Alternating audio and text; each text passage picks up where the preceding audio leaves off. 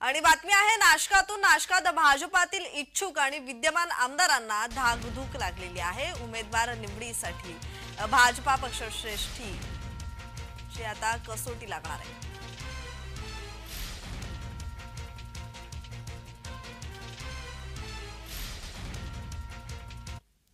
यापूर्वी मी सांगितलं की इच्छुक कोणी असू शकतं, कारण बऱ्याच जण पदाधिकारी असतात, वर्षानुवर्ष काम करतात, प्रत्येकाला वाटतं मी नगरसेवक असावं, आमदार असावं, त्यामुळे इच्छा कुणाची असणं याच्यात काही गैर नाहीये। परंतु पक्ष ज्याला उमेदवारी देतील त्याच्या मागे सगळ्यांनी उभं राहणं हे महत्वाचं आहे।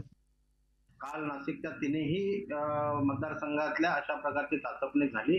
त्यामध्ये सर्व पदाधिकाऱ्यांना एक स्लिप देण्यात आली, त्यामध्ये तुमच्या पसंतीचे सूचक उमेदवार कोण असावेत, सूचित उमेदवार, तर त्यापैकी 3-3 जणांना नावं त्यामध्ये देऊन द्यायची आहेत। अशा प्रकारचं साधारणतः प्रत्येक विधानसभेमध्ये 350 ते 400 पदाधिकाऱ्यांनी अशा प्रकारचं आपलं मत नोंदवलेलं आहे आणि हे मत ज्या पाकिटात घालून दिलंय ते सर्व बॉक्सेस हे प्रदेशाकडे आम्ही सुपूर्द केलेले आहेत।